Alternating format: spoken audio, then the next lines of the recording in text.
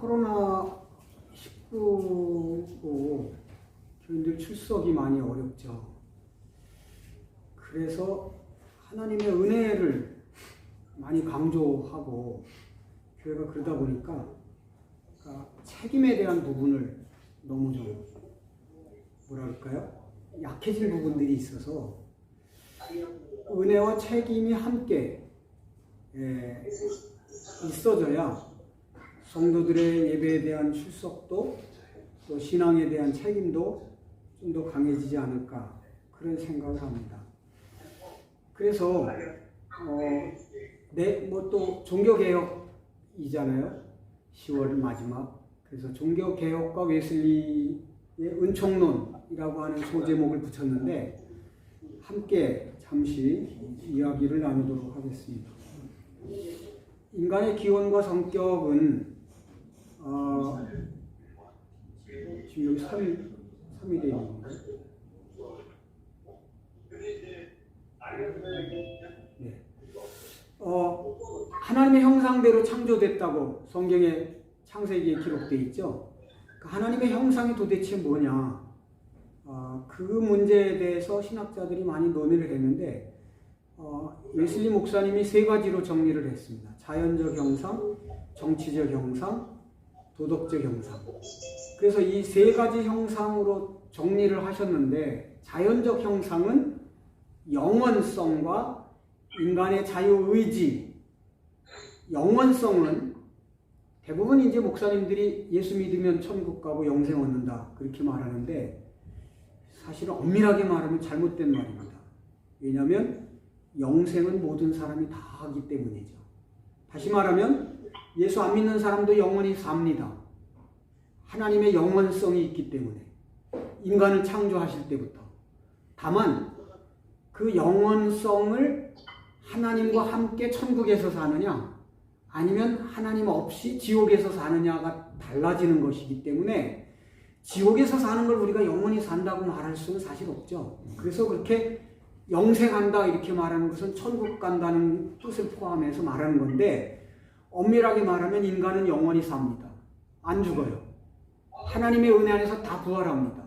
다만 성경이 말한 것처럼 하나님의 은혜에 의한 선한 부활이냐 아니면 심판의 부활이냐 이 두 가지 차이가 있는 거예요.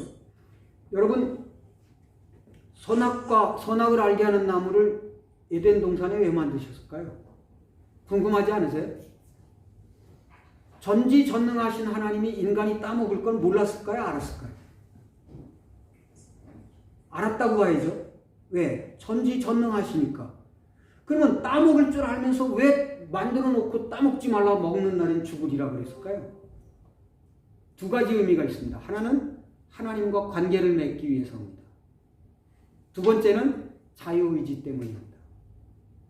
인간에게 그걸 만들어 놓고 하나님과 관계를 맺는데 강제로 너 하나님을 섬기고 따르고 순종하라가 아니라 내 자유의지를 가지고 하나님을 섬기고 따르라 이겁니다.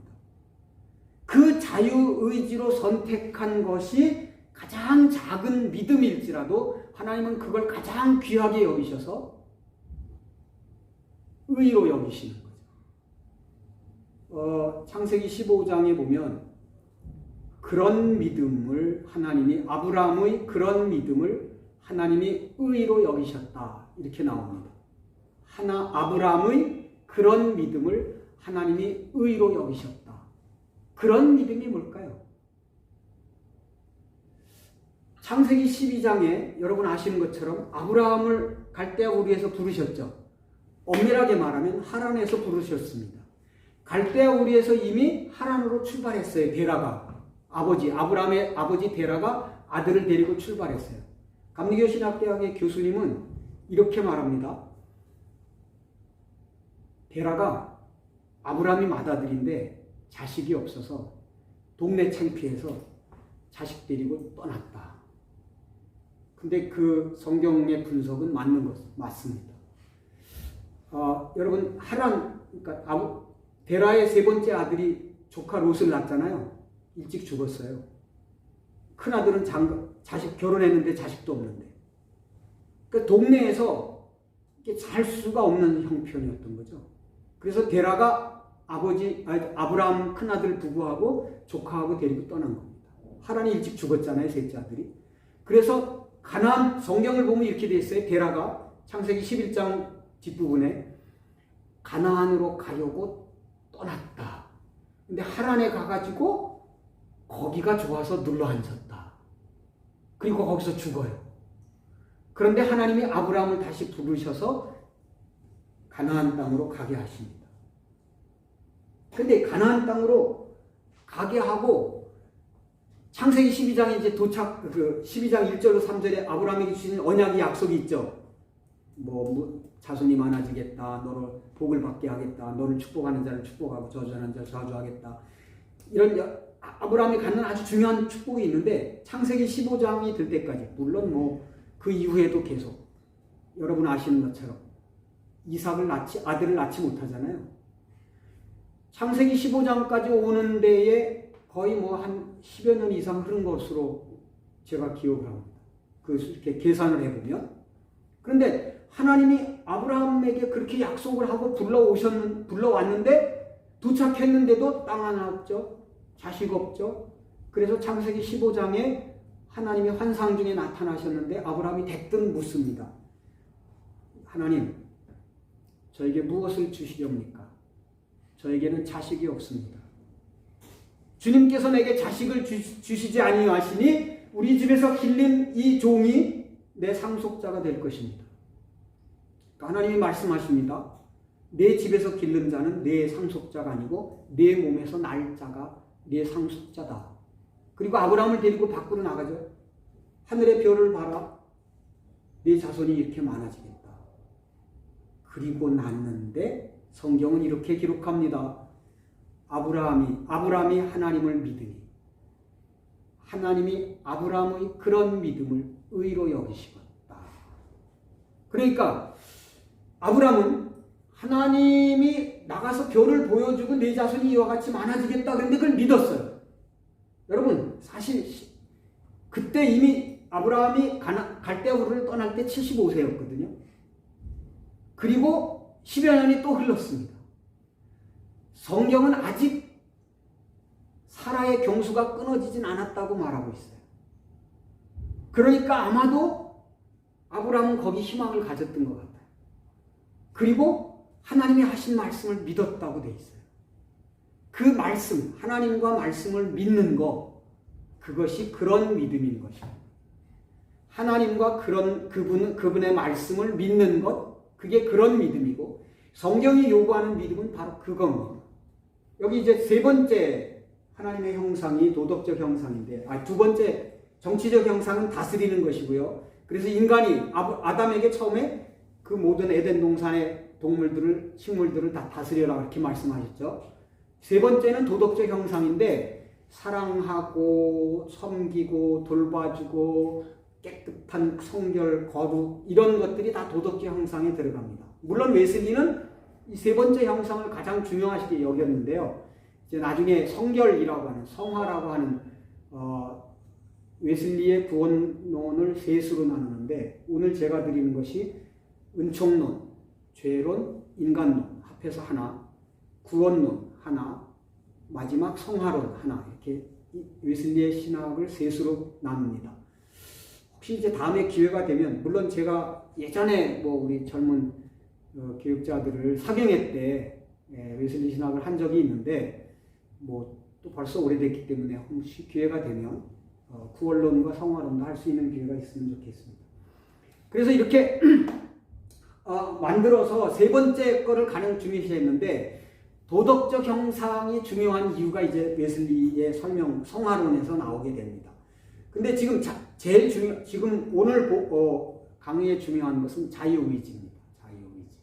그 자유의지를 어떻게 할 것이냐. 그래서 하나님과 관계를 맺고 살게 되어 있는 인간입니다. 하나님께서 아담을 창조하시고 관계를 맺으시려고 에덴 동산에 선과 악을 알게 하는 나무를 세워놓으신 거예요. 혹시 이런 궁금증은 없으십니까? 그 동산 중앙에 영생하는 나무, 생명나무 있죠. 그 다음에 선악을 알게 하는 나무 있죠. 두 가지를 만들어 놓으셨는데 하나님이 먹지 말라고 한 건 뭐죠? 선과 악을 알게 하는 나무입니다. 왜 생명나무를 먹지 말라 그러지 않고 선과 악을 알게 하는 나무를 먹지 말라 그랬을까요? 생명나무를 먹지 말라 그래야 사실 맞는 거 아닙니까? 그죠? 근데 생명나무는 이미 먹으나 마나입니다. 왜? 영원성을 가지고 있기 때문에. 선과 악을 알게 하는 나무는 이런 질문을 제가 성도들에게도 많이 드리는데요. 선이 뭔지 많이 알면 더 선을 많이 행하나요? 그렇지 않습니다. 선과 악을 알면 선을 더 많이 행할 것 같은 생각이 들어서 사실은 아담과 하와가 따먹었는데요. 선과 악을 많이 분별할 수 있다고 해서 선을 선택하지 않아요. 왜냐? 이제 이게 아담이 범죄한 원죄 때문인데요. 관계를 맺고 싶어 하십니다. 하나님은 언제나. 여러분이 얼마만큼 하나님과 관계를 맺는지 그것을 지금도 찾고 계십니다. 목사, 장로, 무슨 회장 이런 직분이 중요한 게 아니고요. 하나님과 여러분이 얼마만큼 중요한 관계를 맺었느냐가 중요한 겁니다. 오늘 이제 저녁을 먹고 우리 교육부 총무님이 차 목사님한테 저를 소개하면서 그런 얘기를 했어요. 정 목사님이랑 이런 좋은 관계를 맺으려고 얼마나 내가 힘들었는지.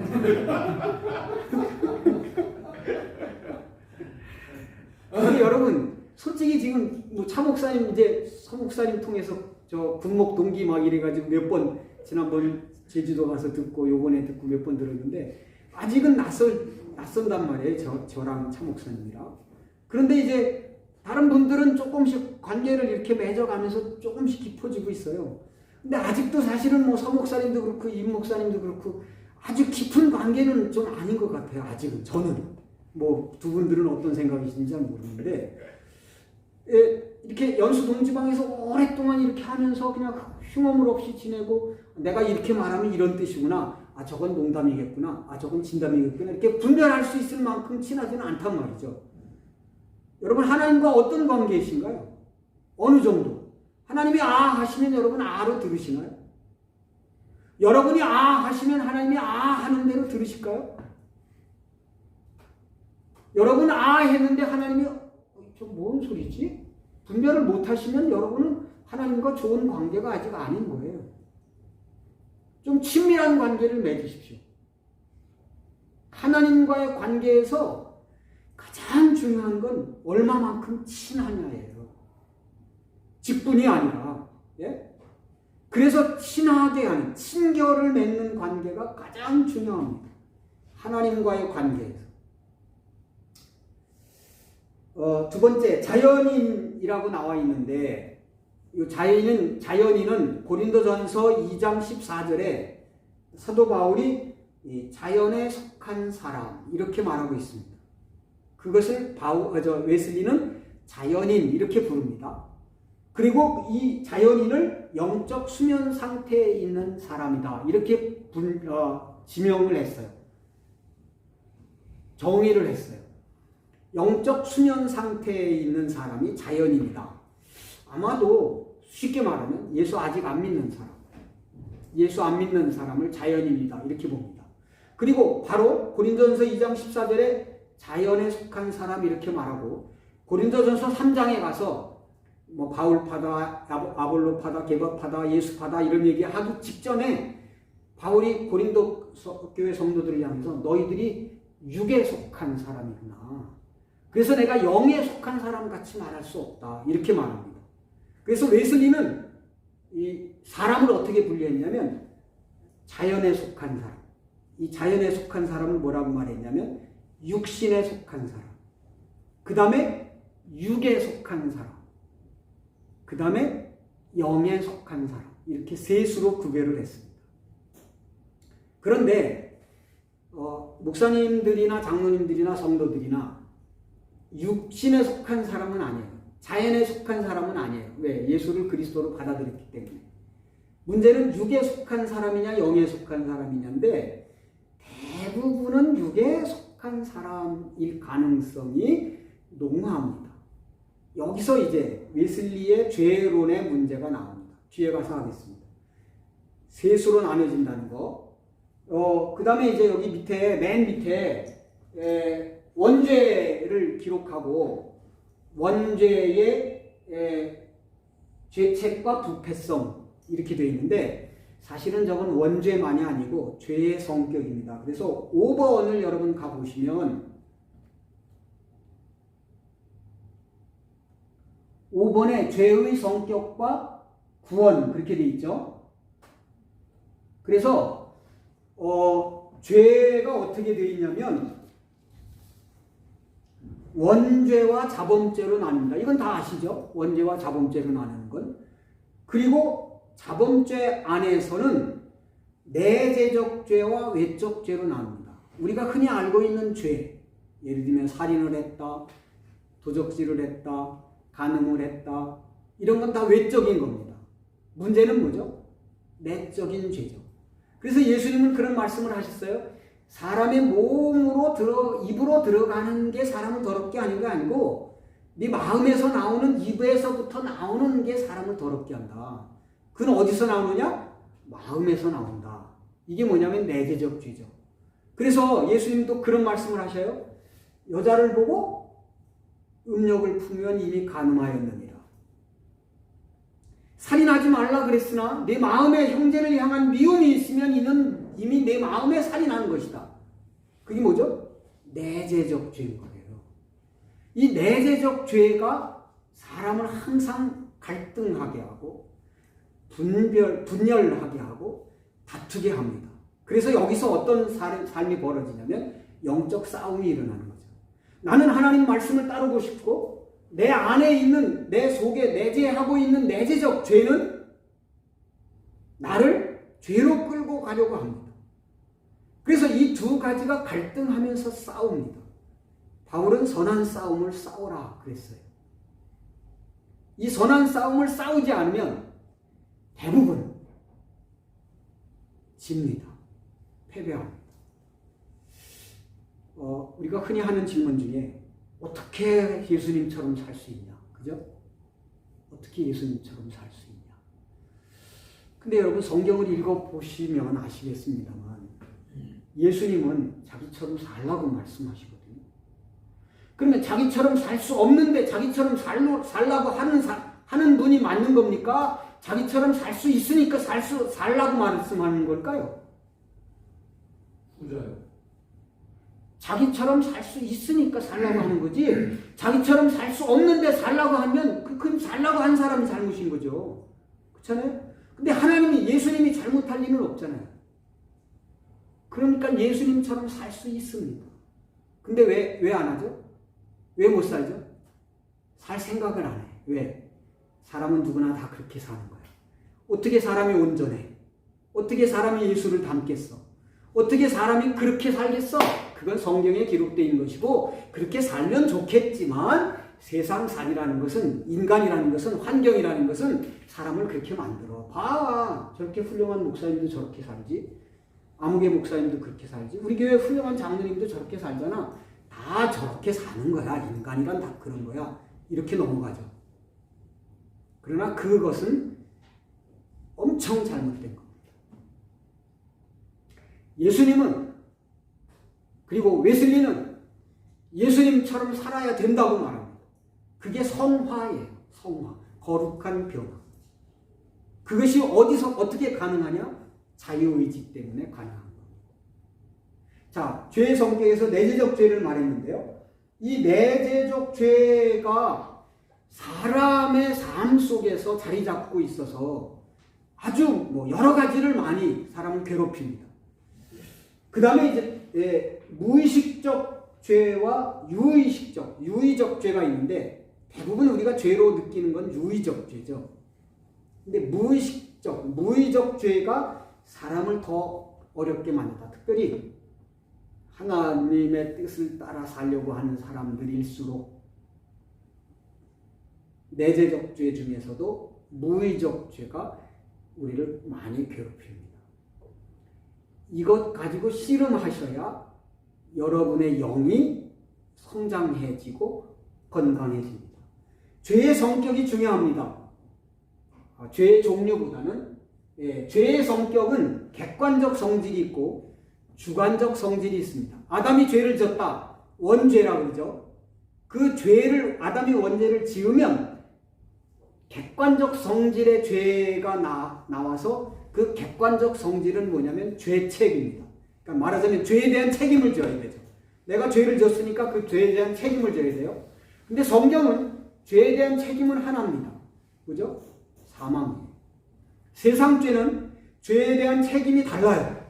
어떤 상황에, 어떤 조건에, 어떤 여건 속에서 언제 어떻게 죄를 졌느냐에 따라서 예를 들면 뭐 징역 1년이 될 수도 있고 벌금형이 될 수도 있고 집행유예가 될 수도 있어요.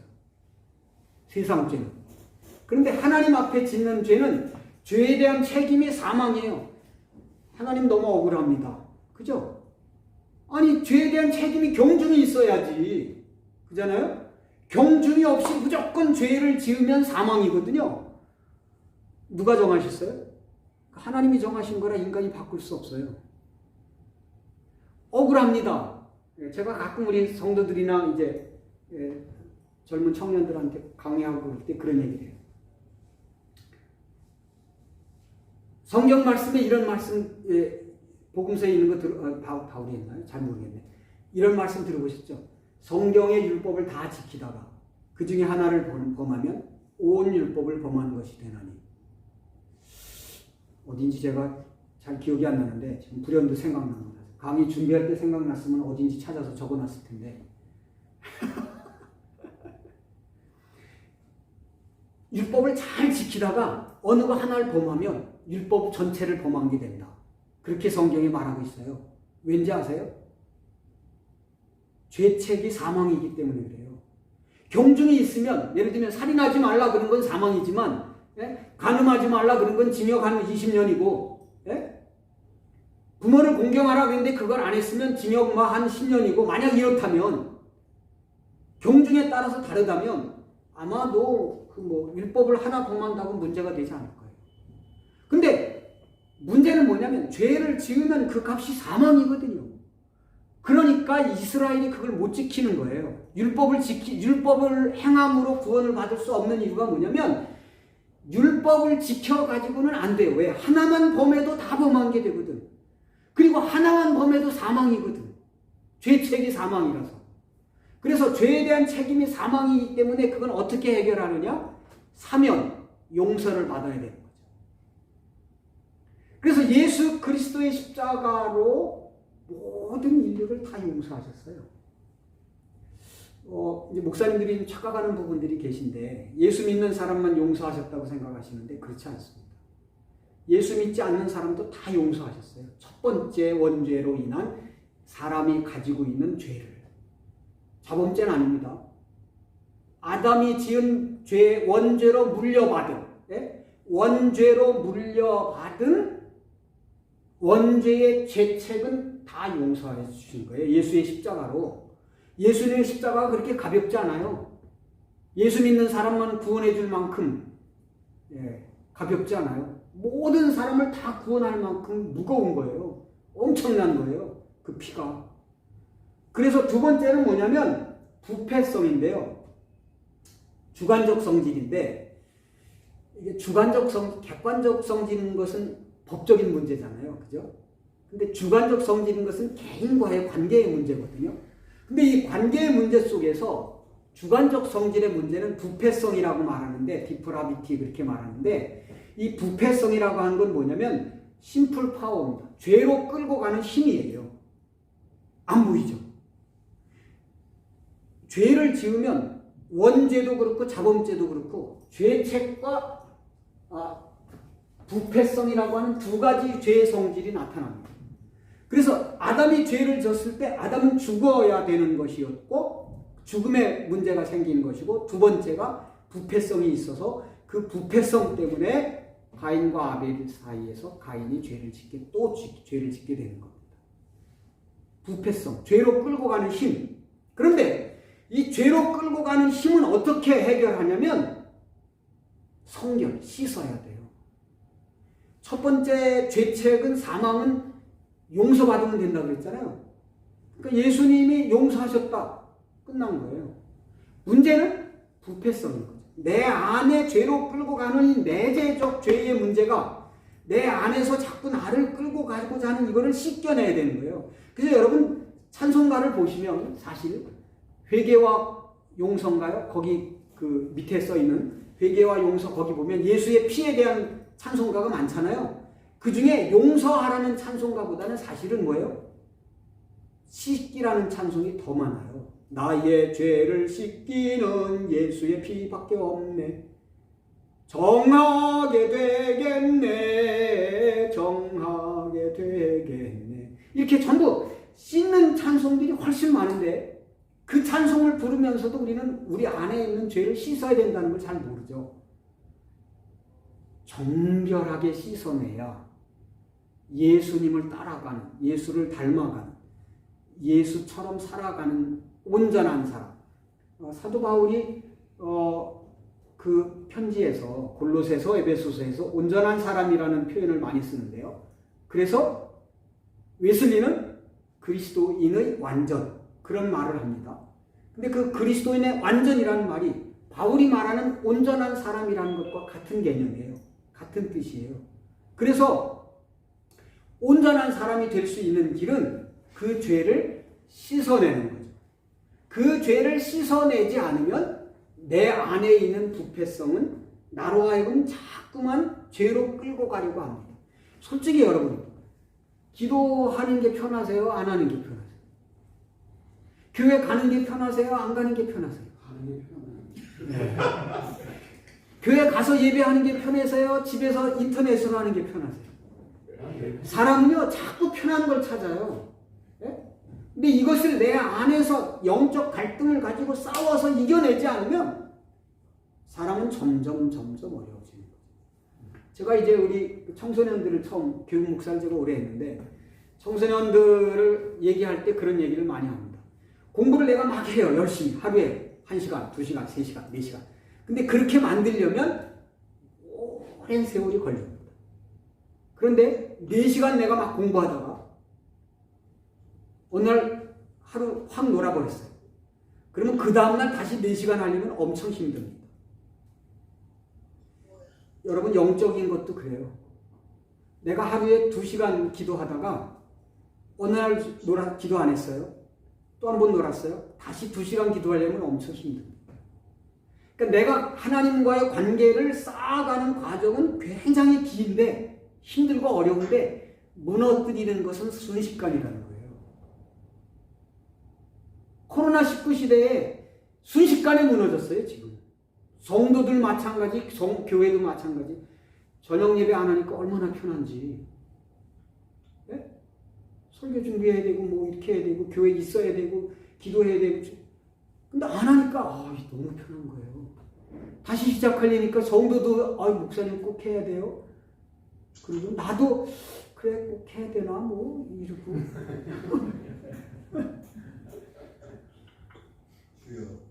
하나님과의 관계를 쌓아가는 건 어려운데요. 무너뜨리는 건 순식간입니다. 네? 근데 그 순식간에 무너진 걸 다시 회복하려면 그동안 쌓아왔던 거에 배 이상의 노력이 필요해요. 근데 여러분 배 이상의 노력을 합니까? 21세기에 와서 성도들의 가장 큰 문제가 뭐냐면 제가 보기에 노력을 안 한다는 거예요. 힘들게 싸워서 주님의 말씀을 따라가려는 노력을 안 해요. 어떻게 하면 편하게 주님을 믿을까? 예?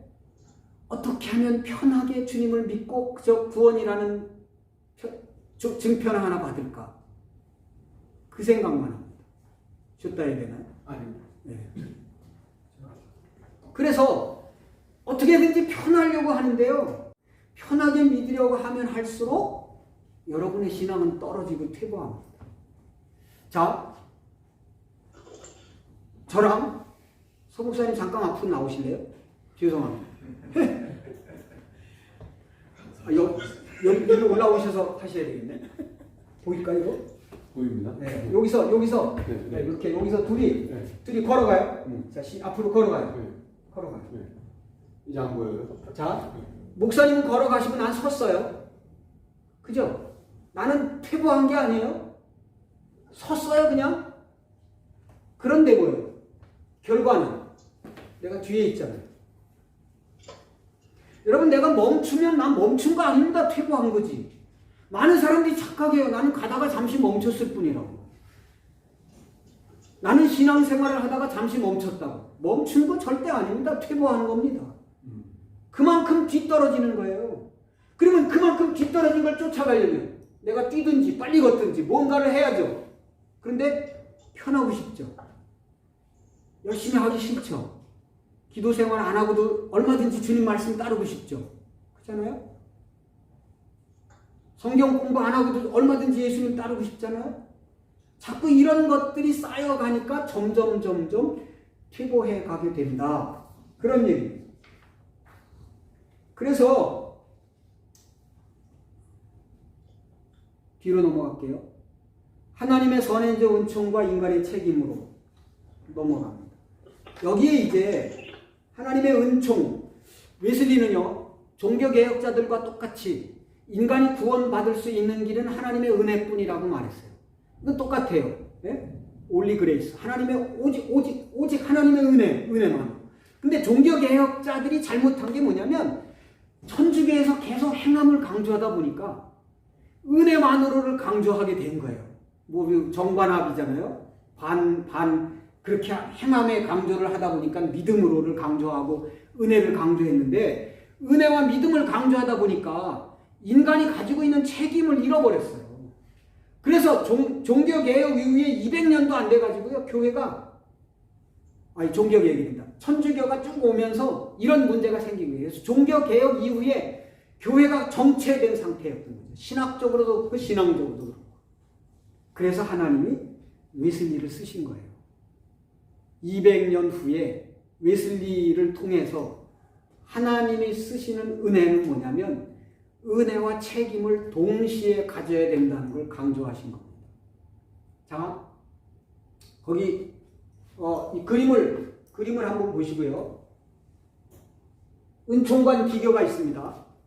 첫 번째가 뭐냐면 펠라기우스주의라고 하는 건데 소위 말하는 인본주의죠. 인본주의. 우리가 흔히 말하는 인본주의.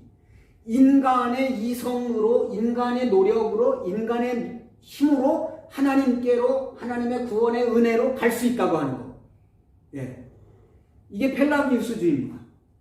두 번째는 어거스틴주의인데요. 이게 이제 장로교에서 많이 사용하는 거죠. 하나님의 은혜만으로입니다. 아니다. 인간은 그렇게 구원받을 수 없다. 인간의 노력으로는 하나님의 은혜만으로만 가능하다. 근데 은혜만으로인지 인간의 노력만으로인지 이게 좀 헷갈리잖아요. 그래서 반펠라기우스주의가 나와요. 3번에. 이 하나님의 은혜가 반 내려오고 인간의 노력이 반 있어야 된다. 네? 그래서 하나님의 구원에 이른다. 이렇게 말해요. 근데 그 당시에 그 얘기가 상당히 많이 먹혔어요. 네?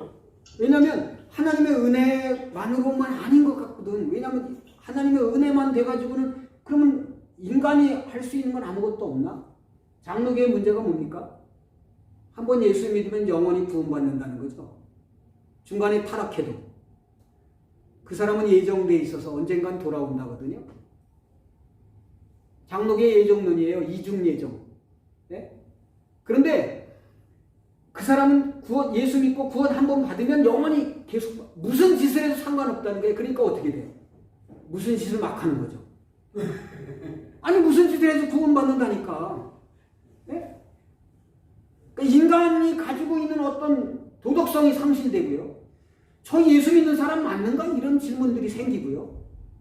그러다 보니까 이건 아닌 것 같다. 그러니까 반펠라기우스주의가 아니다. 인간의 구원은 하나님의 은혜가 내려오고 인간이 거기 뭔가 이렇게 가야 된다. 이렇게 말하니까 그럴듯하잖아요. 그래서 많이 거기 쏠려가요. 근데 웨슬리는 그렇게 말하는 게 아니고 하나님의 은혜가 반 내려오고 인간의 노력이 반 가는 게 아니라 하나님의 은혜가 먼저 내려오고 하나님의 먼저 내려온 은혜에 이게 선행적 은총이에요. 인간이 뭘 행하기 전에 하나님의 은혜가 먼저 내려온다. 선행적 은총. 그래서 하나님의 은혜가 먼저 내려오고 그 은혜에 의해서 인간의 자유의지가 회복되는 거죠. 원죄로 인해서 하나님의 형상을 닮았던 인간이 원죄로 인해서 완전히 다 타락해서 다 잃어버렸는데 하나님의 은혜로 예수 그리스도의 십자가로 말미암아 하나님의 은혜에 의해서 인간의 자유의지가 일부 부분적으로 회복됐다는 거예요. 그래서 그 부분적으로 회복된 걸 가지고 하나님을 향해 가는 거죠. 그걸 성경은 믿음이라고 말하고 하나님은 그것을 가장 귀하게 여기시는 거죠. 사실 하나님이 다 하신 거잖아요. 은혜가 없으면 그 뭐 인간의 어떤 반응이 어떻게 필요하겠어? 할 수도 없는 거죠. 하나님이 다 하신 게 맞아요. 장로 어거스틴에서 말하는 것도 맞아요. 다 맞는데 어거스틴이 말한 것도 맞고 맞는데 그 맞는 것에 조금 부족한 게 뭐냐? 그걸 가지고 하나님께로 나아가는 인간의 책임이 있다는 걸 간과했다 그거죠. 그래서 하나님의 은혜 안에서 인간이 책임을 가지고 그것을 나아가야 된다. 그래서 웨슬리는 이걸 뭐라고 말했냐면 복음적 신인 협동설 그렇게 말했어요. 복음적 신인 협동설 이렇게 뭐 논리적으로 설명하려고 말을 그렇게 만들었지만 쉽게 말하면 뭐냐면 하나님이 은혜를 너에게 줬으면 너에 대한 그 은혜에 대한 책임으로 반응을 보여라 이거예요. 그 반응이 뭐냐? 너 책임이다 이거죠.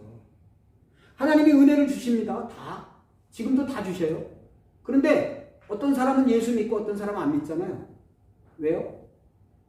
각각의 반응이 다르기 때문이죠. 각각의 책임을 가지고 자기 책임에 대해서 뭘 다 잘 반응한 사람은 예수 믿는 것이고 나는 뭐 전도하다 보면 가끔 그런 사람들이 만나잖아요. 나는 지옥도 괜찮아. 그런 사람이 있어요. 가봤으면 보여달라고. 지옥 나도 괜찮다. 지옥이 어디냐. 근데 그런 책임은 자기가 지는 거예요. 그렇게 자기 한 말에 대해서 자기가 책임을 져야죠. 그렇기 때문에 이 책임에 대한 하나님의 은혜와 책임에 대한 얘기입니다. 그래서 웨슬리는 이것을 밑에 이제 영어로 이렇게 썼는데 하나님께서 너희 안에서 일하심으로 너는 일할 수 있다. 네?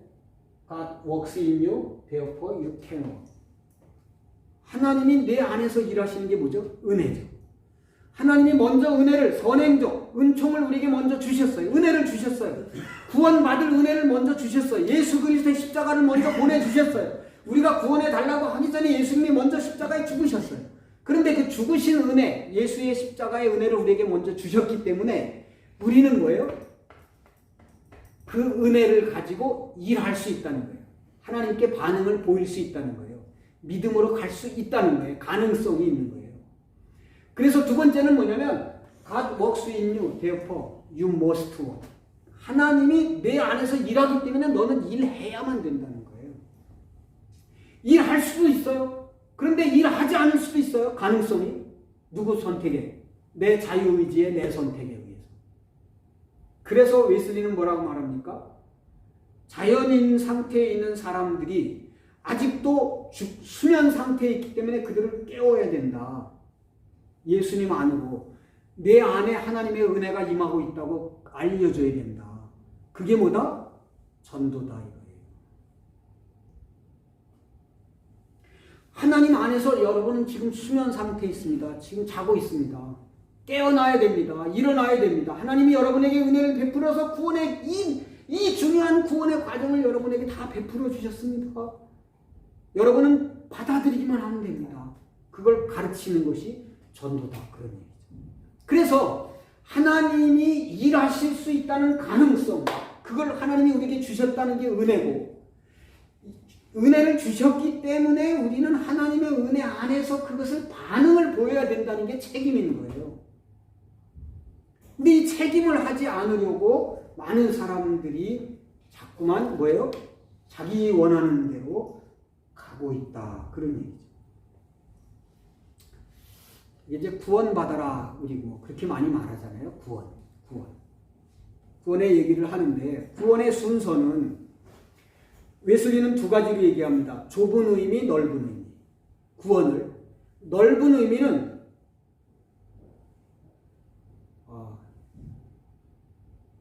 이게 좁은 의미를 먼저 얘기해야 되겠네요. 설명이 좀 아닌데.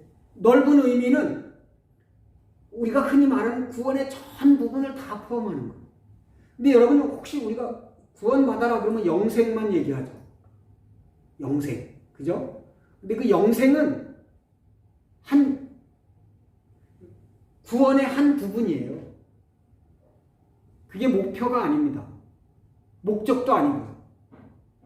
구원은 현재적 구원이 있어요. 웨슬리가 말하는 좁은 의미. 현재적 구원은 뭐냐면 지금 현재 여기서 구원받아야 된다는 거예요. 쉽게 말하면. 제가 그런 말을 해요. 소 목사님 미국 갔다 오시면 한국에 돌아오시면 시차 적응하는데 얼마나 걸리세요? 저는 없어요, 시차. 그래요? 네. 대박이다. 보기보다 건강합니다. 보통 한 일주일 걸리거든요. 미국 갔다 오면 전 안 가봐서 모르겠는데 이스라엘 갔다 와도 시차 적응하거든요. 웬만한 사람은 다 시차 적응합니다. 그래서 제가 묻습니다. 여러분 이 땅에 살다가 하늘나라로 가면 시차 적응할까요? 안 할까요?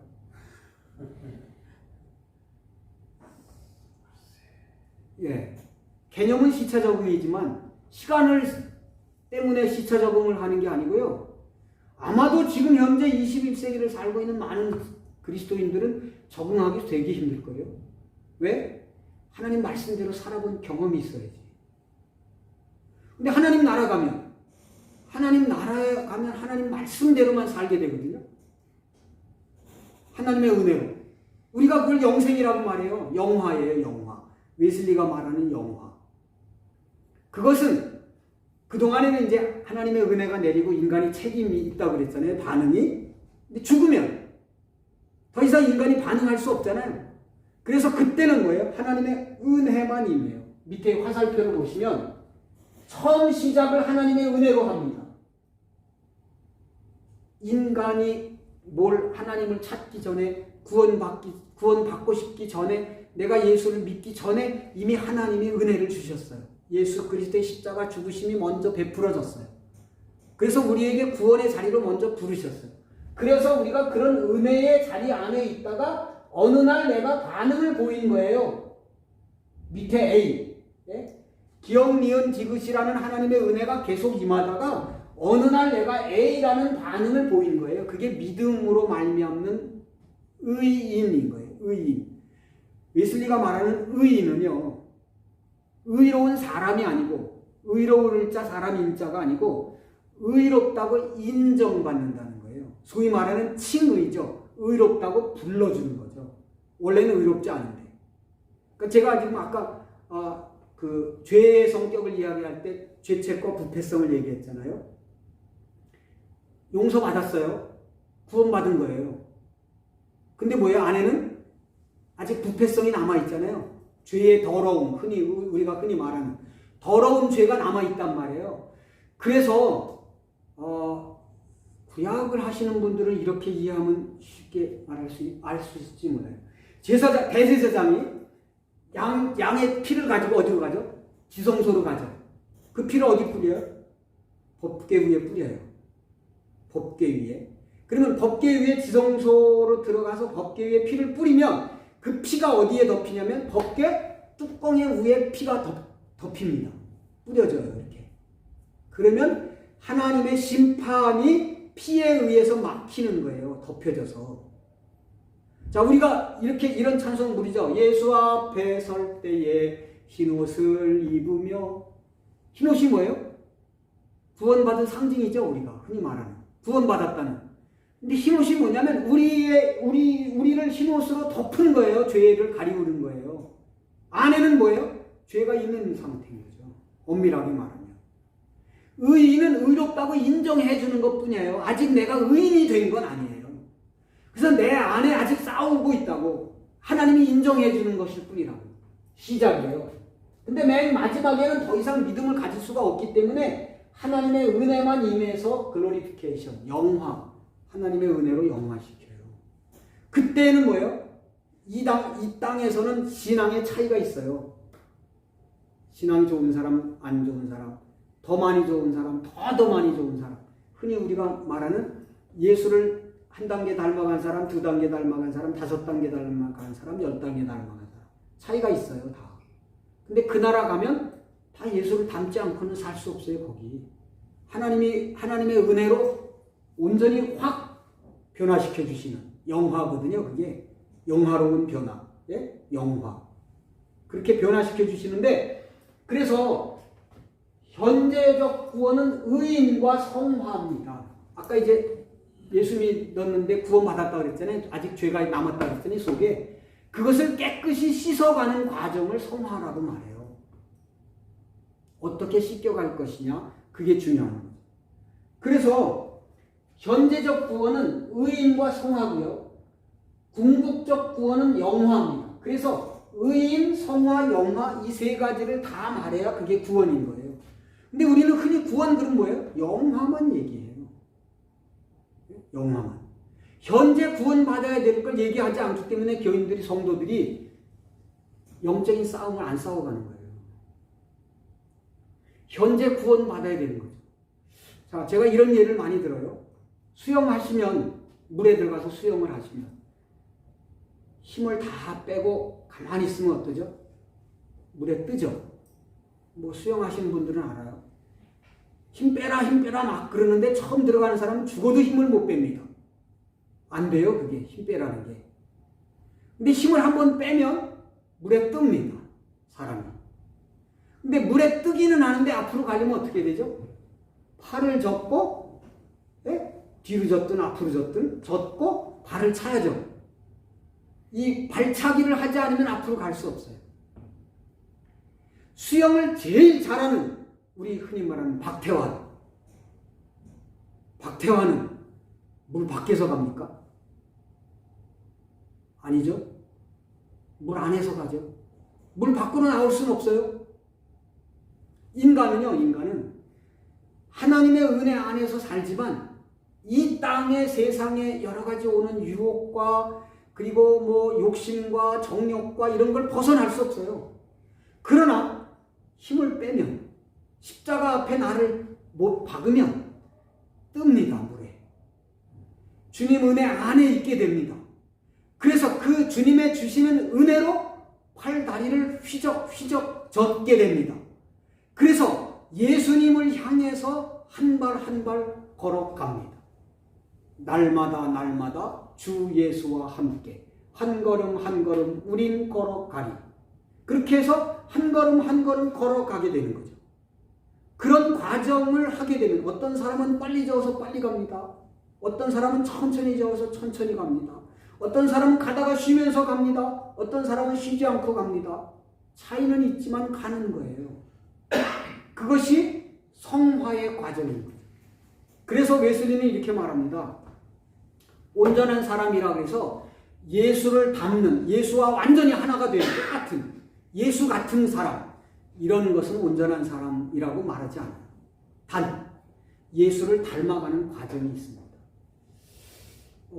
제가 이제 이런 예를 말하는데, 어린아이가, 다시 말하면 제가 초등학생에게 중고등학생이 배워야 될 영어나 수학을 가르치면 알아들을까요? 못 알아들을까요? 못 알아듣죠, 당연히. 왜 안 배웠으니까 아직. 그죠? 그러면 걔가 모자라는 걸까요? 아니죠. 왜죠? 걔는 자기 또래의 지식은 알고 있는 거예요. 그죠? 말하자면 신앙의 단계가 있는데 어린아이 단계가 있고 청소년의 단계가 있고 청년의 단계가 있고 어른의 단계가 있어요. 그런데 이 단계에서 어린아이에 있는 단계를 어른의 단계라고 해라 그렇게 말하지 않아요. 바울은. 웨슬리는. 여기서 완전한 거예요. 어린아이는 어린아이로서 완전한 거예요. 단 어린아이로 머물면 아까 제가 뭐라 했어요? 회부한다 그랬잖아요. 행하지 않는 믿음은 죽은 거예요. 여러분, 믿음으로 구원받는다고 우리가 흔히 이렇게 말하는데요. 엄밀하게 말하면 믿음으로 구원받는다라고만 말하면 잘못된 겁니다. 행함이 동반되지 않는 믿음은 죽은 믿음이라서 그 믿음이 그를 구원할 수 없어요. 이러다 저 이단 되는 거 아닌가 모르겠는데. 웨슬리가 말하는 건 그렇습니다. 믿음은 행함을 동반하고요. 행함은 믿음으로 완전해져요. 아니, 믿음은 행함으로 완전해져요. 믿음은 행함을 동반하고, 행함은 믿음을 동반하고, 믿음은 행함으로 완전해져요. 그래서 어린아이 단계에 있는 사람은 청소년의 단계를 목표로 자라가야 돼요. 청소년에 있는 단계는 청년의 단계를 목표로 자라가야 돼요. 청년의 단계에 있는 사람은 장년의 단계를 목표로 자라가야 돼요. 이 자라가는 과정을 성화라고 말하는 거예요. 그리고 어디 단계에 이르렀든지 에베소서에 그렇게 말해요. 바울이 예수를 닮으려고 쫓아가는데 내가 어느 단계에 이르렀든지 나는 뒤에 있는 것을 잊어버리고 앞에 있는 목표를 향하여 달려간다. 내 단계가 어디에 있든지 간에 나는 예수만 목표를 보고 달려가는 거죠. 뒤를 돌아보는 순간 교만해지거든요. 빌립보서. 네? 빌립보서에. 예. 뒤를 보는 순간, 예. 뒤를 보는 순간, 나 이만큼 왔는데 쟤는 아직도 저기 오네? 이야, 내가 이만큼 왔네? 뭐, 이 정도면 나요, 뭐. 교만해집니다. 뒤를 보는 게 아니에요. 앞을 향해서 달려가야 된다. 예. 시간이 다 됐는데, 하나만 설명을 하겠습니다. 맨 밑에 보시면, 웨슬리의 대속권의 특징. 모든 사람을 위해 예수 그리스도는 십자가를 지셨다. 객관적인 면 은혜다. 그러나 내가 그 혜택을 받기 위해 주관적 호응, 응답이 있어야 한다. 주관적인 면이다. 책임이다. 그래서 설명을 하는데 객관적인 면, 예수의 십자가로 마련된 게 뭐냐면 현재 살고 있는, 죽지 않고 살고 있는 게 예수의 십자가의 은혜고요. 모든 사람을 도와주는 능력이 있는 것도 예수의 십자가의 은혜 때문이고요. 이럴 수도 있고 저럴 수도 있는 가능성, 자유의지가 있다는 얘기고요. 영아들이 구원받는 것. 그래서 감리교회는 웨슬리의 신학을 바탕으로 영아 세례를 줍니다. 왜냐? 영아들은 지금 뭐 12살까지 막 올라갔는데요. 사실은 12살까지 올라가면 안 돼요. 왜냐? 12살쯤 올라가면 이미 자범죄를 짓고 있기 때문에. 근데 영아는 3살, 처음에 3살 줬잖아요. 3살까지는 자범죄가 없다고 보는 거예요. 원죄만 있고. 그래서 예수 그리스도의 십자가의 은혜로 이미 다 구원받은 거죠. 용서받은 거죠. 그 자범죄로는 아직 죄를 짓지 않았으니까 부패성으로 인한 자기의 자범죄의 죄책은 없다고 보는 거죠. 그래서 어린아이에게 영아 세례를 주고 구원받았다 인정을 하는 거죠. 감리교가 처음에 3살까지 그렇게 했는데 지금 자꾸 늘려가지고 12살까지인가요? 영아 세례를 주게 되는데, 예.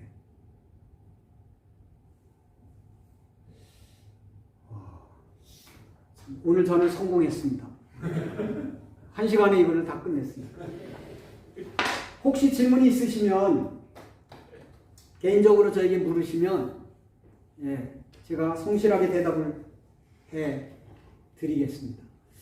저는 사실 여러분과 의견을 같이 나누고 토론하는 걸 좋아합니다.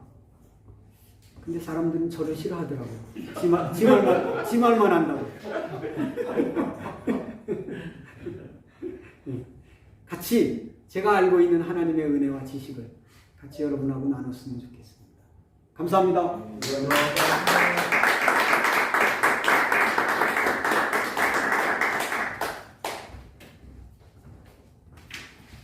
우리 지방이 이 정도입니다. 그러니까 여러분, 이게 이제 사실은 같은 지방 내에서 이런 기회가 없어서 그동안 발휘하지 못했던 능력들이 발휘가 돼서 너무나 감사하고, 첫 번째 예배학도 그랬고, 그 다음 로마서도 그랬고, 공감도 그랬고, 오늘 웨슬리까지 저는 강의를 들으면서 로마서의 해석과 상당히 유사하다 그런 생각을 해봤어요. 하나님의 전적인 의, 인간의 수동적인 반응 매우 중요한 것 같아요. 제가 볼 때. 왜냐하면 우리가 뭐 아름다운 일 해놓고 난 다음에 그것으로 구원받을 수 있다고 펠라기우스에 빠지잖아요. 그런데 하나님의 은혜 때문에 한 행동이어서 소극적인 실천인 거예요. 우리는 뭘 해도 자랑으로 갈 수가 없는 거죠. 그러니까 뭐 500명 전도했다 그래서 자랑하면 전도했는지 모르지만 구원 못 받는 거죠. 왜? 전적인 의가 되니까요. 교회를 100개 세웠다 이런 거 많이 하잖아요. 그걸 자랑하면 구원 못 받는 거 교회를 세울지 모르지만 왜? 전적인 의가 되니까.